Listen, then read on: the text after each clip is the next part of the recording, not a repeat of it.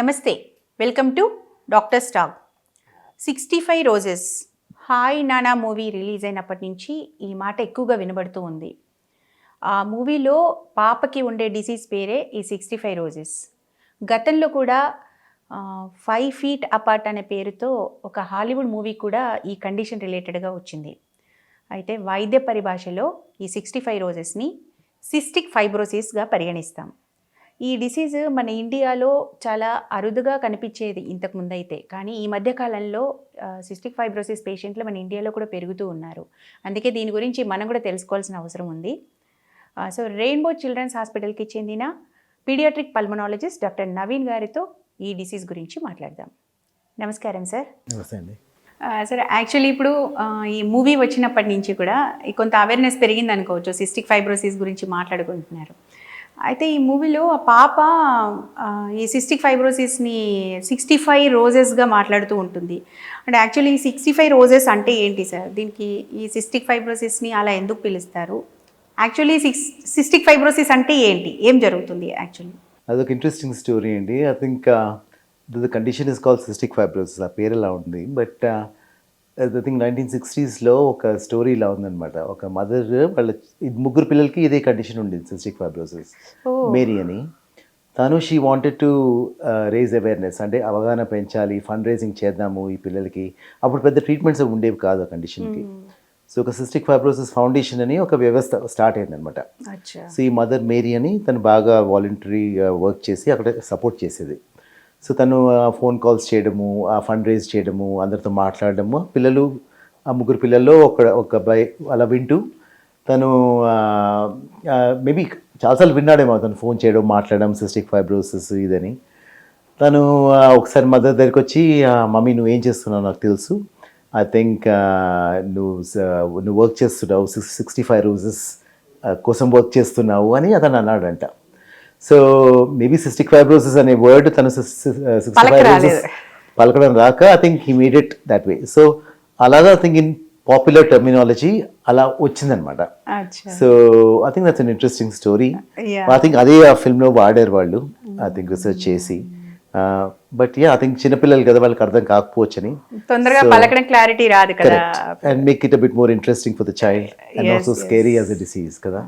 So అందుకని అలా వచ్చింది. యాక్చువల్లీ సిస్టిక్ ఫైబ్రోసిస్ అంటే ఏంటి సార్? అంటే ఏమవుతుంది? ఫైబ్రోసిస్ అంటే మేబీ గట్టి పడడం అనే మీనింగ్ సార్, గట్టిగా అవుతుంది ఫైబ్రోసిస్ అంటే ఏమైనా సిస్ట్లు లాంటివి ఫామ్ అవుతాయా? ఎక్కడ ఫామ్ అవుతాయి? ఎక్కడ ఈ ఫైబ్రోసిస్ వస్తుంది? ఏంటి అసలు what does it mean cystic fibrosis అంటే? Actually it's very interesting. Actually cystic fibrosis mainly affect అయ్యే ఆర్గన్ లంగ్స్ అనమాట. Lungs and pancreas. ప్యాంక్రియాస్ కూడా ఎఫెక్ట్ అవుతుంది. ప్యాంక్రియాస్ ఎఫెక్ట్ అవుతాయి, ఈ 2 ఆర్గన్స్ అనమాట. లంగ్స్ ఎఫెక్ట్ అవ్వడం వల్ల అంటే ఫ్రీక్వెంట్ ఇన్ఫెక్షన్స్ రావడము, నిమోనియాస్ రావడము, కాఫ్ రావడం ఉంటుంది. ప్యాంక్రియాస్ ఎఫెక్ట్ అవ్వడం వల్ల డైజెషన్ ఎఫెక్ట్ అవుతుంది. మన బాడీలో ఫ్యాట్ అనే పదార్థం మనం డైజెస్ట్ చేసుకున్నప్పుడు కొన్ని ఎంజైమ్స్ కావాలి, ఆ ఎంజైమ్స్ డెఫిషియన్సీ ఉంటుంది సిస్టిక్ ఫైబ్రోసిస్లో. ఈ కండిషన్ని ఫస్ట్ డిస్కవర్ చేసినప్పుడు డొరథీ ఆండర్సన్ అనే ఒక లేడీ అనమాట, పెథాలజిస్ట్. తను ఏం చేసిందంటే చాలామంది పిల్లల్ని అబ్జర్వ్ చేసేవాళ్ళు వీళ్ళు. ఏంటంటే మనకి అప్పుడు లంగ్స్ ఎఫెక్ట్ అవుతుందని తెలియదు. ఈ చాలామంది పిల్లలు వెయిట్ గెయిన్ అవ్వక, బాగా సన్నగా ఉండి, కొంచెం డైజెషన్ ప్రాబ్లమ్స్ అయ్యి, బాగా అసలు గ్రోత్ లేకుండా ఉండేవాళ్ళు. సో అలాంటి సిచ్యువేషన్లో ఏంటంటే వీళ్ళు ఆ పిల్లలు యాక్చువల్లీ చనిపోయాక వాట్ ఎవర్ హ్యాపెండ్, ఆ ప్యాంక్రియాస్ని స్టడీ చేసి ఆ ప్యాంక్రియాస్లో సిస్ అవి పికప్ చేశారనమాట. సో ఆ condition actually described for how the pancreas were in this children. So అలా పేరు పడిపోయింది. ఆ తర్వాత లంగ్స్ ఎఫెక్ట్ అవుతాయి, మిగతా ఆర్గన్స్ ఎఫెక్ట్ అవుతాయని స్లోగా తెలిసింది. సో బట్ ఆ పేరు సిస్టిక్ ఫైబ్రోసిస్ పేరు అలా ఉండిపోయింది అనమాట. సిస్ట్లు అంటే ఇట్లా తిత్తుల్లాగా, సంచిల్లాగా ఉండేది సిస్ట్ అంటాం. ఫైబ్రోసిస్ అంటే మీరు అన్నట్టు కొంచెం గట్టిపడ్డాం. బట్ లంగ్స్ లో బాగా అడ్వాన్స్ డిసీజ్ లో కానీ అవి అవ్వవు అనమాట. జనరల్ గా ఫైబ్రోసిస్ రావడం లంగ్స్ కి అనేది చాలా సివియర్ కండిషన్స్ లో, అంటే సిఓపిడి చాలా ఎక్కువ అయిపోయి అట్లాంటి కండిషన్స్ అంటారు కదా సార్. అంటే ఇదేమో వీళ్ళకి అంటే బై బర్త్ ఇట్ సెల్ఫ్ వాళ్ళకి లంగ్స్ లో కానీ ప్యాంక్రియాస్ లో కానీ ప్రాబ్లమ్ తో పుడతారా, ఎట్లా అది? సో ఇది జెనెటిక్ కండిషన్ కాబట్టి ఆ తత్వం the whole they are primed అనమాట టు గెట్ దిస్. సో అలా బాడీ అలా మనకి ప్రోగ్రామ్ అయి ఉంటుంది. వీళ్ళకి ఏంటంటే పుట్టినప్పుడు లంగ్స్ బాగానే ఉంటాయి, పర్ఫెక్ట్లీ నార్మల్ ఉంటాయి. స్లోగా ఏమవుద్దంటే ఇన్ఫెక్షన్స్ రావడము, దెన్ ఇన్ఫెక్షన్స్ వల్ల ఇన్ఫ్లమేషన్ రావడం బాడీలో, దెన్ అప్పుడు చేంజెస్ స్టార్ట్ అవుతాయి అనమాట. But if you manage them well, బాగా వాళ్ళని చూసుకుంటే అవి స్లోగా ప్రోగ్రెస్ అవుతాయి, అంత ఫాస్ట్గా రావు. So it is not so common to get cystic fibrosis in a young age. So ప్యాంక్రియాస్లో అయినా సరే, అది లంగ్స్లో అయినా సరే, అంటే అక్కడ ఏం జరుగుతుంది? ఎందుకు ఇప్పుడు మామూలుగా అయితే ఏదో ఇన్ఫెక్షన్స్ వచ్చి ఇన్ఫ్లమేషన్ పెరిగిపోయి అట్లా నార్మల్ లంగ్ డిసీజెస్లో మనం చూస్తాం. అవును. బట్ ఈ కండిషన్లో ఇది జెనెటిక్ అన్నారు మీరు. అంటే ఏం జరుగుతుంది అక్కడ? దేనివల్ల అవి ఫైబ్రోసిస్ అవుతుంది, సిస్ట్లు ఫామ్ అవడం కానీ గట్టి పడడం కానీ అవుతుంది? యాక్చువల్లీ చెప్పాలంటే ఇట్స్ కొంచెం కాంప్లికేటెడ్ కండిషనే. బట్ దాన్ని సింప్లిఫై చేయాలంటే మనకేంటంటే బాడీలో అన్ని ఆర్గన్స్లో కొన్ని సెక్రీషన్స్ ఉంటాయన్నమాట. కొన్ని ఫర్ ఎగ్జాంపుల్ బైల్ కానీ, లంగ్స్లో ఫ్లూయిడ్స్ ఉంటాయి కొన్ని, దెన్ ప్యాంక్రియాస్లో కొన్ని డక్ట్స్ ఉంటాయి, దాంట్లో ఫ్లూయిడ్స్ ఫ్లో అవుతుంటాయి అనమాట ట్యూబ్స్లో. ఈ సిస్టిక్ ఫైబ్రోసిస్ అనే కండిషన్లో ఏంటంటే అవన్నీ చిక్కబడతాయి. నార్మల్గా ఫ్రీగా ఫ్లో అయ్యే ట్యూబ్స్లో కొంచెం చిక్కబడి సెక్రీషన్స్ అన్ని బ్లాక్ అయిపోతాయి అనమాట. ఆ బ్లాక్ అవడం వల్ల ట్యూబ్స్ బ్లాక్ అయిపోతాయి. ఫర్ ఎగ్జాంపుల్ ప్యాంక్రియాస్లో, లంగ్స్లో ఇవన్నీ ట్యూబ్స్ కింద లెక్క అనమాట. సో బ్లాక్ అవడం వల్ల ఏమవుతుందంటే థిక్ సెక్రీషన్స్ వల్ల బ్లాక్ అయిపోయి ఇన్ఫెక్షన్స్ రావడము, ఆ ఆర్గన్స్ డ్యామేజ్ అవ్వడం జరుగుతుంది అనమాట. సో దానివల్ల ఆ సిస్టిక్ ఫైబ్రోసిస్ అనే కండిషన్లో ఏదైతే ఎఫెక్ట్ ఉందో ఆ పర్టికులర్ ఆర్గన్లో ఆ బ్లాకేజ్ వల్ల ఇన్ఫెక్షన్స్ రావడము, డ్యామేజ్ అవ్వడం జరుగుతుంది. ప్యాంక్రియాస్లో ఏమవుతుందంటే ప్యాంక్రియాస్ డ్యామేజ్ అవ్వడం వల్ల మనం అరుగుదలకి ఏ ఎంజైమ్స్ కావాలో ఫ్యాట్ అరుగుదలకి ఆ ఎంజైమ్స్ సరిగ్గా ఇంటెస్టైన్కి పేగులకు వెళ్ళవు అనమాట. వెళ్ళకపోయేసరికి ఏమవుతుందంటే డైజెషన్ కాకపోయేసరికి ఏంటంటే వీళ్ళకి వెయిట్ గెయిన్ అవ్వదు అనమాట. లంగ్స్లో సేమ్ సిచ్యువేషన్లో ఏమవుతుందంటే ఆ బ్లాక్ అయిపోవడం వల్ల ఇన్ఫెక్షన్స్ వస్తాయి. ఇన్ఫెక్షన్స్ వచ్చి కొంచెం అన్యూజువల్ బ్యాక్టీరియా, కొంచెం రేర్ బ్యాక్టీరియా, మనకి నార్మల్గా నిమోనియా అంటాము, ఇవంటాము, అలాంటి బ్యాక్టీరియా కాకుండా కొన్ని స్పెషల్ బ్యాక్టీరియా లంగ్స్లో చేరుకుంటాయి. వాటిని ఐడెంటిఫై చేసి ట్రీట్ చేసుకోవాలి. చేయకపోతే అవి కొంచెం థిక్ అయిపోయి లంగ్స్ డ్యామేజ్ అవుతాయి. అవడం వల్ల బ్రాంచిectasis అని, లంగ్ ఫైబ్రోసిస్ అని ఇవన్నీ వస్తాయి. మొత్తం లంగ్ ఫెయిల్యూర్ దాకా వెళ్ళిపోతుంది. లంగ్ ఫెయిల్యూర్ అంటే బాగా అడ్వాన్స్ స్టేజెస్లో అవుతుంది. మరి చిన్నపిల్లలు అవ్వదు. అది ఏంటంటే బాగా పెద్దవాళ్ళలో సరిగా మేనేజ్ చేయకపోతే అది అవుతుంది అనమాట. సార్ ఇప్పుడు దీనికి జెనెటిక్ బేసిస్ ఉంది కాబట్టి అంటే ఇది వంశపారంపర్యంగా వచ్చే వ్యాధి అనుకోవచ్చు, అంటే హెరిడిటరీ వ్యాధి. కరెక్ట్. అంటే దీనికి కారణము మ్యూటేషన్, అంటే జన్యువుల్లో వచ్చే మార్పులు కారణం అవుతాయా? అంటే దానికి జన్యువుల్లో వచ్చే మార్పులు అంటే ఈ మార్పులు ఎందుకు వస్తాయి? అంటే మేనరికాలు చేసుకోవడం వలన, లేదంటే ఇంకా ఎనీ అదర్ కండిషన్స్ కారణం అవుతాయా? ఎలా? సో సిస్టిక్ ఫైబ్రోసిస్ అనే కండిషన్ ఏంటంటే దాన్ని ఆటోజోమల్ రెసెసివ్ అంటారు. సో దీనికి ఏంటంటే ఒక specific genetic type of disease అనమాట ఇది. ఇదేంటంటే మనకి మన బాడీలో ఏ తత్వమైనా, లేకపోతే మన హైట్ కానీ, మన కలర్ కానీ, ఐస్ కలర్ కానీ, దానికి ఒక జీన్ ఉంటుంది. జనరల్గా సింప్లిఫై చేయాలంటే కొంచెం కాంప్లికేటెడ్గానే ఉంటుంది. బట్ జనరల్గా సిస్టిక్ ఫైబ్రోసిస్ అనే కండిషన్లో ఏంటంటే మనకి ఒక జీన్ ఒక మదర్ నుంచి రావాలి, ఒక జీన్ ఒకటి ఫాదర్ నుంచి రావాలి. ఈ రెండిట్లో లోపం ఉండి ఒక మ్యూటేషన్ లాగా ఏమైనా వస్తే దాన్ని ఆటోజోమల్ రెసెసివ్ కండిషన్ అంటారు. And that causes cystic fibrosis. So మనకేంటంటే ఇది మోర్ దెన్ 50% ఆఫ్ కేసెస్లో మన మేనరికాలు వాటి వల్ల రావచ్చు. బట్ కొంతమందికి ఏంటంటే అది మేనరికం లేకపోయినా కూడా కొంచెం stroke of bad luck what ever ఆ మ్యూటేషన్స్ వస్తాయన్నమాట. వచ్చి మదర్ నుంచి ఒక మ్యూటేషన్ వచ్చి ఫాదర్ నుంచి ఒక మ్యూటేషన్ వస్తే బేబీకి వచ్చే ఛాన్స్ ఉంటుంది. Then it becomes the condition అనమాట. సో ఇద్దరిలో ప్రాబ్లం ఉంటేనే బేబీకి వచ్చే ఛాన్స్ ఉంటుంది. కరెక్ట్. అంటే అట్లీస్ట్ ఆ డిఫెక్టెడ్ జీన్ ఉండాలి, ఎక్కడ ఉండాలి, మనం దాన్ని పట్టుకోవాలి. లేకపోతే సరిగ్గా తెలియకుండా కూడా అయిపోవచ్చు. Because even though there is no మేనరికం, మనకి ఏంటంటే అలా రావచ్చు. సో అది స్ట్రోక్ బ్యాడ్ లక్. అది అంటే ఇప్పుడు సార్ మేనరికం లేకపోయినా ఈ జన్యువుల్లో మార్పులు వస్తున్నాయి అంటే ఇప్పుడు మనకు పెరిగే కాలుష్యం కానీ, మనం తీసుకునే ఫుడ్లో చేంజెస్ కానీ వాటి వల్ల ఎక్కువ పెరిగింది అంటారా? ఈవెన్ ఇప్పుడు మన ఇండియాలో కూడా పెరుగుతుంది అని అన్నారు కదా మీరు, దానికి అది కారణం అవుతుంది? అది సిస్టిక్ ఫైబ్రోసిస్లో స్పెసిఫిక్గా కాదు, మన ఎన్వైరన్మెంట్ అవి. బట్ వెరీ ఇంట్రెస్టింగ్ క్వశ్చన్ మీరు అడిగింది. ఎందుకంటే దో మనకి జెనెటిక్ ఇష్యూస్ ఉన్నా కూడా కొన్ని ఎపిజెనెటిక్ ఇష్యూస్ అని ఉంటాయి, దాన్ని మోడిఫైయింగ్ జీన్స్ అంటారనమాట. వాటికి మనకి ఏంటంటే ఈ ఎన్వైరన్మెంట్ కానీ, ఇన్ఫెక్షన్స్ కానీ ఇవన్నీ రోల్ ప్లే అవుతాయి. సో అది ఇంకా మోడిఫైయింగ్ జీన్స్ అంటాం అనమాట. People are studying that at this stage. ఇంకా మనకి ఫుల్గా అవగాహన లేదు, బట్ దాని ఎఫెక్ట్ కూడా ఉంటుంది. బట్ జనరల్గా చెప్పాలంటే సిస్టిక్ ఫైబ్రోసిస్ మాత్రం it's a very specific genetic condition with modifying jeans అనమాట, ప్లేయింగ్ రోల్. అది అలా అనుకోవచ్చు. ఓకే. అంటే ఆ జన్యు మార్పులకి మనకి ఇదే విధంగా కరెక్ట్గా ఇది కారణం అని మనం చెప్పలేము. అంతే కదా సార్? కరెక్ట్. మామూలుగా స్పాంటేనియస్గా వచ్చే మ్యూటేషన్స్ అనుకోవచ్చు. కరెక్ట్. కరెక్ట్. సో ఇలా ఇప్పుడు మనము మేనరికం లేకున్నా వస్తుందన్నారు కదా, అంటే మేనరికాలు అవాయిడ్ చేసినంత మాత్రాన మనం సిస్టిక్ ఫైబ్రోసిస్ ని ప్రివెంట్ చేయగలము అని అనుకోవడానికి లేదంటారు ఈ లెక్కన. It's very emotional question. మనకి మేనరికాలు కొన్ని మనకి ఏంటంటే కొన్ని కమ్యూనిటీస్లో కొంచెం ఎక్కువగానే ఉంటాయి, ఎస్పెషలీ మన ఆంధ్ర కమ్యూనిటీస్లో బాగానే ఉంటాయి అన్నమాట. బట్ అదే అన్ని డిసీజెస్ కాజ్ చేస్తారని మనం చెప్పలేము. But cystic fibrosis is one of the conditions. దాంతోపాటు ఇంకా చాలా మెటబాలిక్ కండిషన్స్ అవి కూడా ఉంటాయి. One of the risk factors. So మేనరికం is definitely risk factor, but that is not the only factor. Exactly. ఇప్పుడు సార్ అంటే అంటే యాక్చువల్లీ నేను ఇది కూడా ఎందుకు అడిగానంటే క్వశ్చన్, అంటే ఎక్కడన్నా మనం ప్రివెంట్ చేయగలమా అనే యాంగిల్లో. ఇప్పుడు మామూలుగా మేనరికం ఉన్న వాళ్ళు లేదంటే ఎవరైనా అంటే బిఫోర్ మ్యారేజ్ చేసుకోవడానికి బిఫోర్ ఒక కౌన్సిలింగ్కి వెళ్ళి జాతకాలు చూపించడం ఎట్లా వెళ్తారో అదే విధంగా ఒక కౌన్సిలింగ్కి వెళ్ళి అపార్ట్ ఫ్రమ్ మ్యారిటల్ కౌన్సిలింగ్ చెప్పేది, జెనెటిక్ కౌన్సిలింగ్కి వెళ్ళి వీళ్ళలో ఏమి జన్యు లోపాలు ఉన్నాయి, వాళ్ళలో ఏం జన్యు లోపాలు ఉన్నాయి, అంటే రిస్క్ ఎంత, డిఫెక్టెడ్ చైల్డ్ పుట్టే అవకాశం ఎంతవరకు ఉంది అనేది ఒక అనాలిసిస్ చేస్తారు కదా. అంటే అలా చేసి చూడడం వల్ల ఏమన్నా మనం ఇది ప్రివెంట్ చేయొచ్చు అంటారా? అంటే సిస్టిక్ ఫైబ్రోసిసే కాదు, బట్ ఎనీ జెనెటిక్ కండిషన్ని అలా ప్రివెంట్ చేసుకునే ఛాన్స్ ఉంటుంది. ఇప్పుడు వెస్ట్రన్ వరల్డ్లో ఏంటంటే ఈ సిస్టిక్ ఫైబ్రోసిస్ జీన్ అనేది వెరీ కామన్గా ఉంటుంది అనమాట. It's very prevalent in the population. దాన్ని ఏంటంటే క్యారియర్ స్టేట్ అంటారనమాట. మనకి ఇండియాలో అంత హై రేట్ లేకపోవచ్చు. సో అలాంటి కంట్రీస్లో ఏం చేస్తారంటే వాళ్ళు ఒక husband and wife they want to have a child, వాళ్ళు ఏం చేస్తారంటే వాళ్ళ జెనెటిక్స్ అన్ని స్టడీ చేసుకుంటారు, ఆర్ అట్లీస్ట్ వాళ్ళు they choose to think about it. వాళ్ళు ఒక ఆలోచించి ఇద్దరు అగ్రీబుల్ ఉంటే చేసుకుంటారు. చేసుకుని ఏం చేస్తారంటే వాళ్ళు వాళ్ళ జెనెటిక్స్ చేసుకోవడము, లేకపోతే వాళ్ళు బేబీ ఫామ్ అయ్యాక కొంచెం ఆమ్నియోసెంటెసిస్ లాగా చేసుకోవడము, ఆర్ ఐవీఎఫ్ అయితే ఎంబ్రియోని ఇంప్లాంట్ చేసే ముందు కూడా చేసుకోవడం, ప్రీ ఇంప్లాంటేషన్ డయాగ్నోస్ అంటారు. ఇవన్నీ పాసిబిలిటీస్ ఉంటాయి. బట్ ఏంటంటే మనకి మేనరికం లాంటి ఒకవేళ లెట్సే అలాంటి సిచ్యువేషన్ ఉన్నప్పుడు డెఫినెట్గా ఇలాంటివి ఆలోచించడం మంచిదే. యాక్చువల్లీ చెప్పాలంటే దానికి కొన్ని ఆప్షన్స్ ఉన్నాయి, and lot of things to be you can discuss with your obstetrician. ఇప్పుడు ఇండియాలో బాగా మనకి జెనెటిక్స్ బాగా అడ్వాన్స్ అయింది. So we should use that opportunity. And కొన్ని కంట్రీస్లో ఏంటంటే మనకి ఇప్పుడు న్యూబార్న్ స్క్రీనింగ్ అంటారు. న్యూబార్న్ స్క్రీనింగ్ ఏంటంటే ఇప్పుడు early detection of some diseases in children.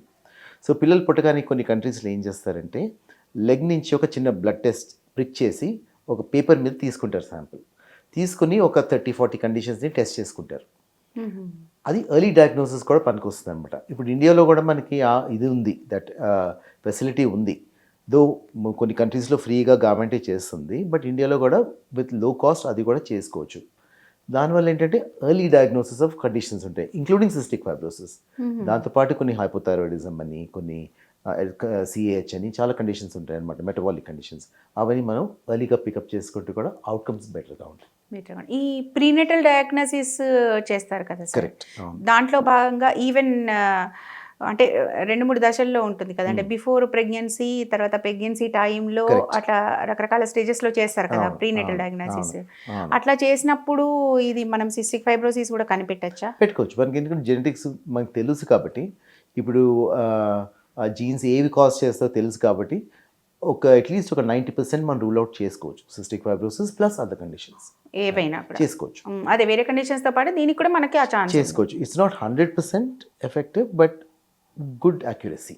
Sir ఇంకోటి, ఇప్పుడు సిస్టిక్ ఫైబ్రోసిస్ అనేది అంటే చైల్డ్కి సిస్టిక్ ఫైబ్రోసిస్ ఉన్న చైల్డ్ అని చెప్పేసి ఎలా కనిపెట్టాలి? అంటే what I mean to ask is, ఇప్పుడు సిమ్టమ్స్ ద్వారా, అంటే పెరిగి పెద్ద అయిన తర్వాత సిమ్టమ్స్ ద్వారా కనిపెట్టచ్చా? లేదంటే ఇప్పుడు మామూలుగా బర్త్ డిఫెక్ట్స్ అయితే ఇందాక మనం అనుకున్నట్టు ప్రీనేటల్ డయాగ్నోసిసే కాదు, పుట్టిన తర్వాత కూడా పుట్టగానే ఇమీడియట్ టెస్ట్లో బర్త్ డిఫెక్ట్స్ ఏమన్నా ఉంటే అందులో కూడా తెలుసుకుంటున్నాం కదా సార్, లైక్ థైరాయిడ్ లాంటివి కూడా, అట్లా కనిపెట్టవచ్చా? లేదంటే వాళ్ళు పెరిగి పెద్ద వాళ్ళకి సిమ్టమ్స్ వచ్చేదాకా మనకు తెలియకుండా పోతుందా?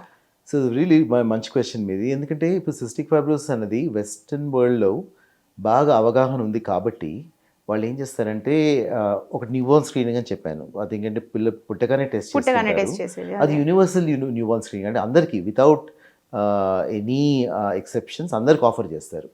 అదొకటి, అది ఉంటే బాగుంటుంది జనరల్గా. సిస్టిక్ ఫైబ్రోసిస్ కంపల్సరీ అని లేదు, ఇంకా లేదు, ఇంకా అది ఆప్షనల్, అనేది మనం పే చేయాలి, కాస్ట్ ఇన్వాల్వ్డ్ కదా. బట్ అలా చేసి ఏంటంటే ఇలాంటి కండిషన్ ప్లస్ అదర్ కండిషన్స్ బయటపడతాయి తొందరగానే. కానీ ఇండియాలో మనకి ఏంటంటే అది లేదు కాబట్టి మనకి ఏంటంటే అవేర్నెస్ పెంచాలి. ఒకప్పుడు ఏంటంటే ఇప్పుడు మన సిస్టిక్ ఫైబ్రోసిస్ రేర్ కండిషన్ అనుకునేవాళ్ళం. స్టిల్ మనకి రేర్ కండిషన్ కిందే అవుతుంది అది ద క్లాసిఫికేషన్. బట్ నేను 20 years బయట ఉండి వచ్చాను యాక్చువల్లీ ఇండియాకి. అండ్ సిస్టిక్ ఫైబ్రోసిస్ కొంచెం రేరే అనుకునేవాళ్ళం. But in the last 1.5 years మనకి మోర్ దెన్ 100 cases డయాగ్నోస్ అయ్యారు Rainbow Hospitals and group of హాస్పిటల్స్లో ఒక రెయిన్బో హాస్పిటల్లోనే. సో ఎందుకంటే మనకు కొంచెం అవగాహన పెరిగింది. Then we're able to pick up these cases. Referrals పెరిగాయి, డాక్టర్స్కి కొంచెం ఎడ్యుకేషన్ అవుతా ఉంది. పీడియాట్రిషియన్స్లో మేము కొంచెం we're trying to spread the information. So though this still rare condition మనకి పీడియాట్రిషియన్స్కి ప్రజెంట్ అవుతారు కిడ్స్ రికరెంట్ చెస్ట్ ఇన్ఫెక్షన్స్ వల్ల కానీ, వెయిట్ పెరగకపోవడం వల్ల కానీ, or combination of these things ఉంటాయన్నమాట. కొన్ని రెడ్ ఫ్లాగ్స్ అంటాం అనమాట. అవి ఉంటే ఏంటంటే వీళ్ళని రెఫర్ చేసుకోవడం, కొన్ని టెస్టులు చేసుకుంటే వీళ్ళని పికప్ చేసుకోవచ్చు. అండ్ ఎర్లీ పికప్ చేసుకుంటే అవుట్కమ్స్ డెఫినెట్గా బెటర్గా ఉంటాయి ఈ పిల్లలకి. అండ్ ఫ్యామిలీస్ కూడా వాళ్ళు ఏంటంటే వాళ్ళు స్ట్రగుల్ అవ్వక్కర్లేదు. అది మెయిన్ థింగ్. అంటే మోస్ట్లీ ఏ ఏజ్ కల్లా ఈ సిమ్టమ్స్ అంటే చెస్ట్ డిస్కంఫర్ట్ ఇలా అన్నారు కదా మీరు. సో విత్ ఇన్ 6 months మనకి కొన్ని ఉంటాయన్నమాట సిమ్టమ్స్ అండ్ సైన్స్. ఫస్ట్ 6 monthsలో ఏంటంటే వెయిట్ పెరగకపోవడం సరిగ్గా, అది ఫస్ట్ సిమ్టమ్ ఉంటుంది. వీళ్ళు బాగా హంగ్రీ బేబీస్ అనమాట. ఫీడ్ తీసుకుంటూనే ఉంటారు కానీ బరువు పెరగదు. ఓకే. కొంతమంది పిల్లలకి ఏంటంటే ఫ్యాటీ స్టూల్స్ అంటారు. అంటే మన స్టూల్స్ ఉంటాయి, మోషన్ ఉంటుంది కదా, అది కొంచెం ఆయిలీగా ఫ్యాట్తో ఉంటుంది అనమాట. మదర్స్ పికప్ చేస్తారు. అదొకటి కామన్ ఇది. సెకండ్ ఏంటంటే బేబీని ముద్దు పెట్టుకున్నప్పుడు మన సాల్ట్ కంటెంట్ స్వెట్లో ఎక్కువ ఉంటుంది. సో బేబీస్ ఏంటంటే ముద్దు పెట్టుకోవడం కొంచెం సాల్టీగా ఉంటారనమాట. వీళ్ళ సాల్టీ బేబీస్ అంటారు. సో కొంతమంది మదర్స్ అవి కూడా పికప్ చేసుకుంటారనమాట. అండ్ థర్డ్ ఏంటంటే వీళ్ళకి ఏంటంటే చెస్ట్ ఇన్ఫెక్షన్స్ రావడము, దగ్గడము, కొంచెం రెస్పిరేటరీ ఇష్యూస్ ఎర్లీగా స్టార్ట్ అవుతాయి. అండ్ అంత ఈజీగా తగ్గవు, బికాస్ కొంచెం స్పెషల్గా ట్రీట్ చేసుకోవాలి. సో ఈ మూడింటిని మనం కొంచెం అవగాహనలో పెట్టుకుంటే కొంచెం ఎర్లీ రిఫరల్స్ చేసుకోవచ్చు, డయాగ్నోస్ చేసుకోవచ్చు. So from 6 months of age చేసుకోవచ్చు. ఓకే. అంటే ఇప్పుడు కొందరికి 6 months కే రావచ్చు, కొంతమందికి ఏజ్ పెరిగిన తర్వాత కూడా రావచ్చు సిమ్టమ్స్. అట్లా రావచ్చు. కొంతమందికి ఏంటంటే కొంచెం లేట్గా వస్తాయి. అది మ్యూటేషన్ ప్రకారంగా ఉంటుంది అనమాట. ఈ సిస్టిక్ ఫైబ్రోసిస్ అనే కండిషన్ కాజ్ చేసే మ్యూటేషన్స్ ఒక 3000 పైన ఉన్నాయి.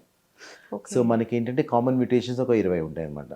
కొన్ని స్ట్రాంగ్ మ్యూటేషన్స్, కొన్ని వీక్ మ్యూటేషన్స్ ఉంటాయి. ఈ స్ట్రాంగ్ మ్యూటేషన్స్ ఉన్న వాళ్ళకి డిసీజ్ ఎక్కువ ఉంటుంది, ఎర్లీగా ప్రెజెంట్ అవుద్ది. వీక్ మ్యూటేషన్స్ ఉన్న వాళ్ళకి ఏంటంటే లేట్గా వస్తుంది, మైల్డ్గా ఉంటుంది. బట్ సిమ్టమ్స్ దాదాపు కొంచెం ఇటు ఒకేలాగా ఉంటాయి అనమాట. If you're aware you will pick up. అదే సార్, ఇప్పుడు రెస్పిరేటరీ ఇన్ఫెక్షన్స్ కూడా పిల్లల్లో చాలా కామన్ కదా సార్. అట్లాంటప్పుడు అవి కామన్ రెస్పిరేటరీ ఇన్ఫెక్షన్సా లేదంటే ఇది సిస్టిక్ ఫైబ్రోసిస్ ఇట్లాంటి పెద్ద కండిషన్స్ ఉండడం వల్ల వస్తుందా అనేది ఫైండ్ అవుట్ చేయాలంటే ఎట్లా? అంటే మీరు చెప్పినట్టు ఇప్పుడు సాల్టీ బేబీగా ఉన్నారా, అవి క్రాస్ చెక్ చేసుకోవాలంటారా? చేసుకోవాలండి. ఇండియన్ కాంటెక్స్ట్ మనకి ఏంటంటే పెద్ద కంట్రీ కదా, మనకి ఏంటంటే ఇన్ఫెక్షన్స్ డిసీజ్ ఎక్కువ, నిమోనియాస్ ఎక్కువ, ఇన్ఫెక్షన్స్ ఎక్కువ. So any child with 2-3 infections year అది కామనే, పిల్లలకి వస్తుంటుంది. బిఫోర్ 5 years స్కూల్కి వెళ్ళే పిల్లలకి ఇంకో ఎక్కువ వస్తుంది కదా. సో ఆ సిచ్యువేషన్లో మనం కొంచెం అవేర్గా ఉండి పికప్ చేసుకోవడం కొంచెం ఛాలెంజే యాక్చువల్లీ. బట్ మన పీడియాట్రిషియన్స్, మన parents are very well trained actually. So వాళ్ళకి కొంచెం ఐడియా వచ్చేస్తే వాళ్ళు ఈజీగా పికప్ చేస్తారు. అరే ఇది నార్మల్ ఇన్ఫెక్షన్లా లేదు, ఇది కొంచెం డిఫరెంట్గా ఉంది అంటే ఫాస్ట్గా తగ్గవు, మరీ ఫ్రీక్వెంట్గా వస్తాయి. వచ్చినా కూడా వీళ్ళకి ఏంటంటే కొంచెం వెయిట్ పెరగదు. సో ఇవన్నీ కాంబినేషన్ ఆఫ్ కొన్ని ఫీచర్స్ ఉంటాయి అనమాట. సిమ్టమ్స్ అండ్ సైన్స్ ఇవి కలిపి చూస్తే మాత్రం పికప్ చేసుకోవచ్చు, అంత కష్టమేం కాదు. ఇక్కడ ఒక చిన్న ఇష్యూ, మన ఇండియాలో జనరల్గా ఏం చేస్తారంటే పేరెంట్స్ కానీ అంటే ఎవరైనా ఇప్పుడు పేరెంట్స్ అనుకుంటే పిల్లలకి ఏదో ఒక మెడిసిన్ కాఫ్కో లేకపోతే జలుబుకో ఏదన్నా ఒకసారి మెడిసిన్ ఇచ్చారనుకోండి డాక్టర్. సో నెక్స్ట్ టైం వాళ్ళకి కోల్డ్ అయినప్పుడు కాఫ్ అయినప్పుడు అదే సిరప్ తీసుకొచ్చి వేసేద్దాంలే అని వేసేస్తూ ఉంటారు, అదే డోస్లో వేసేద్దాంలే అనుకుంటూ ఉంటారు. బట్ ఇక్కడ డాక్టర్కి అసలు అన్నిసార్లు అది వాళ్ళకి కాఫ్ కానీ కోల్డ్ కానీ రెస్పిరేటరీ ఇన్ఫెక్షన్ వచ్చింది అనే విషయమే డాక్టర్కి తెలియదు.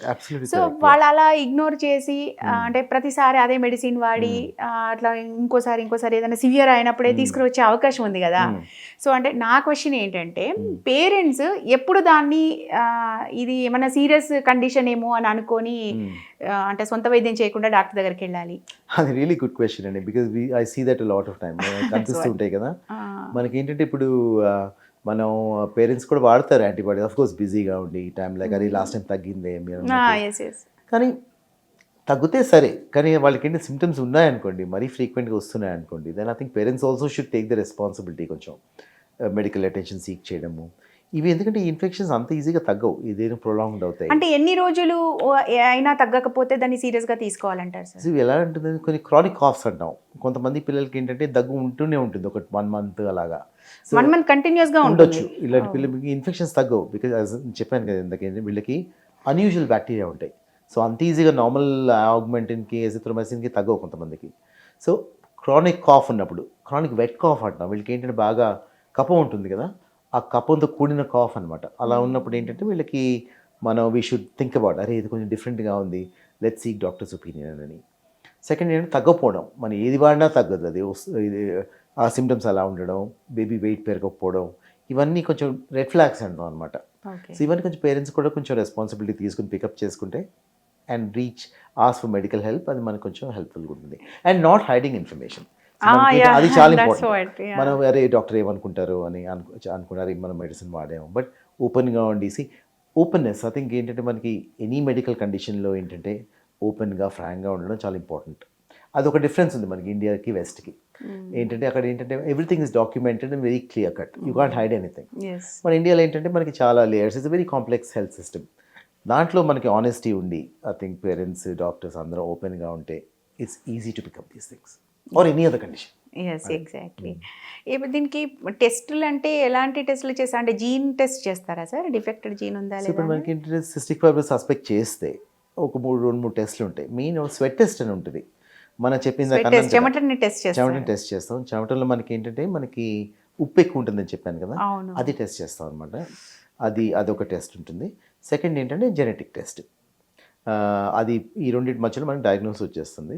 థర్డ్ ఏంటంటే ఇంకో సపోర్టింగ్ టెస్ట్ ఉంటాయి. వీళ్ళకి ఏంటంటే ఇన్ ద మోషన్స్ మనకి స్టూల్స్ ఆయిలీగా ఉంటాయని చెప్పాను, స్టూల్ ఫ్యాట్ టెస్ట్ చేసుకోవచ్చు. అరుగుదల విషయం మీద కొన్ని టెస్ట్లు ఉంటాయి, అవి చేసుకోవచ్చు, వైటమిన్స్ అవి. సో ఇవన్నీ కలిసి మనకి డయాగ్నోసిస్ వస్తుంది. ఓకే, టోటల్ ఇది కన్ఫర్మ్గా ఇది సిస్టిక్ ఫైబ్రోసిస్ అనేది కన్ఫర్మ్ చేసుకోవచ్చు అలా ఉంటే. ఇప్పుడు ఇంకొకటి, ఇది ఇన్ఫెక్షన్స్ కదా సార్ ఎక్కువగా వచ్చేది సిస్టిక్ ఫైబ్రోసిస్ ఉన్న వాళ్ళకి. అంటే ఇదేమన్నా కంటాజియస్ అంటే అంటువ్యాధా? దీనికి ఒకటి ఏదో 5 feet, అది ఇందాక ఒక మూవీ అని కూడా అన్నాను కదా, 5 feet పార్ట్. అవును, అదేంటంటే ఎందుకు వచ్చిందంటే మనకి సిస్టిక్ ఫైబ్రోసిస్ నేను అన్నట్టు డిసీజ్ ఇట్ సెల్ఫ్ అది కంటీజియస్ కాదు, అంటువ్యాధి కాదు. బట్ వీళ్ళకి ఏంటంటే నేను ఇందాక అన్నట్టు మనకి కొంచెం లంగ్స్లో అన్యూజువల్ ఇన్ఫెక్షన్స్ ఉంటాయి, కొంచెం డిఫరెంట్ ఇన్ఫెక్షన్స్. అవి ఏంటంటే మనకి సూడోమోనాస్ అని, బర్కోల్డేరియా అని, కొంచెం సివియర్ ఇన్ఫెక్షన్స్ అనమాట. డిఫరెంట్ కైండ్ ఆఫ్ బ్యాక్టీరియా ఉంటాయి. అవి ఏంటంటే మనకి మామూలు నిమోనియాస్లో రావు, అవి ఎలా స్ప్రెడ్ అవుతాయంటే ఒకళ్ళ నుంచి ఒకళ్ళు స్ప్రెడ్ అవుతాయి అనమాట. లెట్స్ సే మీకు సిస్టిక్ ఫైబ్రోసిస్ ఉందనుకోండి, నాకు లేదు, సో నాకు వచ్చే ఛాన్సెస్ తక్కువ. నాకు సిస్టిక్ ఫైబ్రోసిస్ కూడా ఉందనుకోండి, ఆ బ్యాక్టీరియా వస్తే నాకు కూడా ఈజీగా వచ్చేసే ఛాన్స్ ఉంటుందన్నమాట. సో పేషెంట్ టు పేషెంట్ ఆ డిసీజ్, ఆ బ్యాక్టీరియా ట్రాన్స్ఫర్ ఇది కెపాసిటీ ఎక్కువ ఉంటుంది. వరి ఏంటంటే మనకి ఏదో వైరల్ నిమోనియాస్లా కాదు, ఈ బ్యాక్టీరియా కొంచెం డేంజరస్ బ్యాక్టీరియా. ఇది ఏంటంటే స్ప్రెడ్ రాకుండా చూసుకుంటే మంచిది. అఫ్కోర్స్ వచ్చాక కూడా మేనేజ్ చేసుకోవచ్చు, కొంచెం మనకి ట్రీట్మెంట్ ఎక్కువ ఇవ్వాల్సి వస్తుంది. So with in patients, because వీళ్ళకి స్పెషల్ బ్యాక్టీరియా ఉంటాయి కాబట్టి better have a distance. So because they don't have patients ఎవరు కూడా దగ్గర ఉండకూడదు. అందుకని ఈ 6 feet అపార్ట్, 5 feet అపార్ట్ అని అలా టర్మ్స్ వచ్చాయన్నమాట. జనరలీ 2 meters అపార్ట్ అంటాం. అది అయితే అవి ఇన్ఫెక్షన్స్ ఒకరి నుంచి ఒకరి క్రాస్ ఇన్ఫెక్షన్ అవ్వకుండా ఉంటుంది కాబట్టి. సో క్లినిక్స్లో కూడా ఏం చేస్తామంటే సిస్టిక్ ఫైబ్రోసిస్ క్లినిక్స్ ఉంటాయి అనమాట. వీళ్ళకి ఏం చేస్తామంటే పిల్లలు కలవకుండా చూస్తాం అనమాట, దాన్ని కోహాటింగ్ అంటారనమాట. సో ఏంటంటే 2 పిల్లలు సిస్టిక్ ఫైబ్రోసిస్ పిల్లలు దగ్గర రాకుండా జనరల్గా వీ ట్రై టు మేనేజ్. కొంచెం కష్టం, బట్ అది జనరల్గా ఫాలో అయ్యే బెస్ట్లో ప్రిన్సిపల్ అనమాట. అది అంటే పెద్దగా అయిన తర్వాత కూడా ఎప్పుడైనా ఏజ్లో అయినా రావచ్చు అని మేనిఫెస్ట్ అవ్వచ్చు అని అనుకున్నాం కదా. అంటే పెద్దవాళ్ళు అయినా సరే వన్స్ సిస్టిక్ ఫైబ్రోసిస్ ఉంది అంటే వాళ్ళు దగ్గరగా ఉండకూడదు జనరల్గా, అలా దట్ ఈస్ ద ప్రిన్సిపల్. ఈ క్రాస్ ఇన్ఫెక్షన్ కాకుండా ఉంటుంది, రిస్క్ అవ్వకుండా ఉంటుంది. మరి ఓవరాల్గా యాక్చువల్గా ట్రీట్మెంట్ ఏంటి సార్ దీనికి? అంటే ఇన్ఫెక్షన్స్కి యాంటీబయాటిక్స్ ఇవ్వడమేనా, ఇంకా ఏ రకమైన ట్రీట్మెంట్స్ అవైలబుల్? మనకు ఇందాక నేను చెప్పినట్టు ఆ మూవీలో అయితే లంగ్ ట్రాన్స్ప్లాంటేషన్ చేస్తే ఇంకా పాప క్యూర్ అయిపోయింది అన్న లెవెల్లో చూపించారు. But is that correct? అంటే వన్స్ లంగ్ ట్రాన్స్ప్లాంట్ చేస్తే సమస్య సాల్వ్ అవుతుందా? Actually it's very complex question అది. ఎందుకంటే మనకి లంగ్ ట్రాన్స్ప్లాంట్ అనేది అది ఎండ్ స్టేజ్ ఇది అనమాట. మా లంగ్స్ బాగా పాడైపోయి మన లంగ్స్ పనిచేయట్లేదంటే అప్పుడు లంగ్ ట్రాన్స్ప్లాంట్కి వెళ్ళాల్సి వస్తుంది. మన ఈవెన్ వెస్ట్రన్ వరల్డ్లో కూడా where things are very established cystic fibrosis care అదంతా, lung transplant is a last resort. So lung transplant వెళ్లకుండా మనం లంగ్స్ని ఎంత బాగా పెట్టుకుంటే అంత మంచిది. కొంతమంది లంగ్ ట్రాన్స్ప్లాంట్ వరకు వెళ్తారు, కొంతమంది అవసరం పడదు. లంగ్ ట్రాన్స్ప్లాంట్ ఇష్యూ ఏంటంటే మనకి లంగ్స్ కావాలి, ఎక్కడి నుంచి వస్తాయి, అది ఇంపార్టెంట్ కదా. పిల్లల్లో లంగ్ ట్రాన్స్ప్లాంట్ కూడా కష్టం, ఎందుకంటే మన లంగ్స్ ట్రాన్స్ప్లాంట్ చేయాలంటే ఆ, అదే సైజ్ లంగ్స్ కావాలి. సో అవన్నీ దొరకడం కొంచెం కష్టమే. సో మనకేంటంటే lung transplant is a final resort. But అదేంటంటే మనకు ఒక 5-10 ఇయర్స్ మంచి లైఫ్ ఇస్తుంది చాలా సెంటర్స్లో బాగా చేస్తే. బట్ అది even before you think about lung transplant మనకి ఏంటంటే చాలా ట్రీట్మెంట్స్ ఉన్నాయి సిస్టిక్ ఫైబ్రోసిస్కి. మెయిన్ ఏంటంటే న్యూట్రిషన్. మనం బాగా పిల్లల్ని వెయిట్ సరిగ్గా మెయింటైన్ చేసుకోవడం, కరెక్ట్ డైట్ ఇవ్వడము, ఎంజైమ్ రీప్లేస్మెంట్ అంటాం అనమాట. దానికి ఏంటంటే కొన్ని ఎంజైమ్స్ ఉంటాయి అనమాట, క్రియాన్ అని చెప్పాను కదా, ప్యాంక్రియాస్ సరిగ్గా పనిచేయమని. ప్యాంక్రియాటిక్ ఎంజైమ్స్ ఇస్తామన్నమాట, అవి ఇస్తాము. వైటమిన్స్ ఇస్తాము, మంచి మంచి న్యూట్రిషియస్ ఫుడ్ ఇస్తామన్నమాట. ఇవి ఇస్తే వీళ్ళు వెయిట్ అది బాగా మెయింటైన్ అవుతుంది. వెయిట్ మెయింటైన్ అవుతుంది ఏంటంటే మనకి ఏంటంటే ఇమ్యూనిటీ పెరుగుతుంది అండ్ లంగ్ ఇన్ఫెక్షన్స్ ఫైట్ చేసే కెపాసిటీ పెరుగుతుంది. Then comes to lung issues. Lung ఇష్యూస్లో ఏంటంటే వీళ్ళకి ఇన్ఫెక్షన్స్ రావడం ఉంటుంది. సో ఇన్ఫెక్షన్స్కి ఏంటి మెయిన్గా ఐడెంటిఫై చేసుకోవడము, కరెక్ట్ యాంటీబయాటిక్ పెట్టడము, ఫిజియోథెరపీ చేయడము. ఆ మ్యూకస్ లంగ్స్లో మనకి మ్యూకస్ బిల్డప్ అవుతూ ఉంటుంది అనమాట మామూలు కన్నా ఎక్కువగా. లెట్స్ సే ఒక patient with cystic fibrosis versus patient with some other problem, వీళ్ళకి ఏంటంటే మ్యూకస్ లంగ్స్లో కాఫ్ అది వస్తూ ఉంటుంది. ఒక విధంగా దాన్ని క్లియర్ చేసుకోవాలి. ఒక డెబిలైజేషన్ పెట్టుకోవడము, కొన్ని స్పెషల్ ఇవి ఉంటాయన్నమాట. దెన్ యాంటీబయాటిక్స్ పెట్టుకోవడము, ఫిజియోథెరపీ చేయడము, లంగ్స్ని మెయింటైన్ చేసుకుంటాము. సో ఇలా చేస్తే ఏంటంటే స్లోగా లైఫ్ అది కొంచెం మనకి బాగానే ఉంటుంది, జనరల్ క్వాలిటీ వల్ల బాగుంటుంది. ఇన్ఫ్యాక్ట్ కొన్ని కంట్రీస్లో ఏంటంటే పిల్లలు సిస్టిక్ ఫైబ్రోసిస్తో ఉన్న పిల్లలు ఫుట్బాల్ ఆడతారు, they go for trekking, they look like even more healthy than normal kids. Because ఇవన్నీ మనం కేర్ఫుల్గానే చూసుకుంటాం, బికాజ్ సపోర్ట్ సిస్టమ్స్ బాగా ఉంటాయి. మనం కూడా డెవలప్ చేసుకోవాలి అలాంటి సిస్టమ్స్. ఇంకా స్టిల్ ఎర్లీ స్టేజెస్ చేసుకుంటే I think they'll all do well actually for period of time. Okay. ఇప్పుడు ఇందులో ట్రీట్మెంట్స్లో భాగంగా మీరు ఫుడ్ అనేది ఒకటి చెప్పారు. అంటే డైట్, ఎలాంటి డైట్ ఇవ్వాలి? మరి చిన్న పిల్లలైతే అంటే ఇంకా పాలు తాగుతున్న పిల్లలకైతే ఎట్లా డైట్ మనం చేస్తాం అసలు? యాక్చువల్లీ ఎలాంటి ఫుడ్ ఇవ్వాలి వీళ్ళకి? కరెక్ట్. ఇప్పుడు మనం less than 6 months child breast feeding చేయాలనుకోండి, జనరల్ బ్రెస్ట్ ఫీడింగే ఇస్తాము. దాంతోపాటు కొంచెం ఎంజైమ్ రీప్లేస్మెంట్స్, వైటమిన్స్ అవి ఇస్తాము. ఓల్డర్ చిల్డ్రన్కి ఏం చేస్తామంటే మిల్క్ ఈజ్ ఆఫ్ కోర్స్ ఎంత మిల్క్ వాడాలో వాడతాము. But along with that highly nutritious solid foods అవి పెడతాము అనమాట. High fat, high protein, high calorie food వాళ్ళకి ఇస్తాము. సో ఇచ్చి వాళ్ళకి ఎంజైమ్స్ ఇస్తాము డైజెషన్ కోసం. ఇస్తే ఏంటంటే వాళ్ళు బాగా మెయింటైన్ అవుతారు. So that is the main diet. So highly nutritious fat rich diet. ఇప్పుడు వీళ్ళలో లంగ్స్ ఎక్కువ ఇన్ఫెక్ట్ అవుతుంది, లంగ్స్ ఎక్కువ ప్రాబ్లం అవుతుంది కదా సార్. లంగ్స్ ప్రాబ్లం అయినప్పుడు హార్ట్ మీద కూడా ఏమైనా ఎఫెక్ట్ అయ్యే అవకాశం ఉందా? That's very good question. మనకి ఏంటంటే లంగ్స్ బాగా పాడైతే, లంగ్స్ బాగా డిసీజ్ అడ్వాన్స్ అయితే హార్ట్ మీద ఎఫెక్ట్ న్యాచురల్గా పడుతుంది. సో అదేంటంటే అడ్వాన్స్డ్ లంగ్ డిసీజ్లో హార్ట్ మీద ఎఫెక్ట్ పడుతుంది, but not in the beginning. So ముందే మనం జాగ్రత్త పడి ముందుగా డయాగ్నోస్ చేసుకొని తొందరగా ట్రీట్మెంట్ కనుక మొదలు పెడితే ఈ ప్రాబ్లం రాదంట. ఇంకోటి సార్, ట్రీట్మెంట్లో మీరు మామూలుగా ఈ డిసీజ్లోనే బాడీలో ఉన్న ఫ్లూయిడ్స్ అన్నీ కూడా ఎక్కువ థిక్కెన్ అవుతాయి అన్నారు కదా. ఇప్పుడు మామూలుగా మనం దీనికి బ్లడ్ థిన్నర్స్ ఇచ్చినట్టుగా ఈ ఫ్లూయిడ్స్ని థిన్ చేసే మెడిసిన్స్ కూడా ఉంటాయా? Again very good question. ఇదంతా వెరీ సైంటిఫిక్ క్వశ్చన్ అడిగారు. Very good question. అదేంటంటే మనకి but actually you correct. I think అలానే ఆల్మోస్ట్ ప్రిన్సిపల్ అలాంటిదే. ఫర్ ఎగ్జాంపుల్ లంగ్స్లో మ్యూకస్ బాగా థిక్గా ఉంటుంది. థిన్ కావడానికి కొన్ని నెబులైజ్డ్ సొల్యూషన్స్ వాడతాము, పల్మజైమ్ అని వాడతాము. 7% సోడియం క్లోరైడ్ అని ఒక స్పెషల్ సాల్ట్ సొల్యూషన్ ఉంటుంది, అది వాడతాము.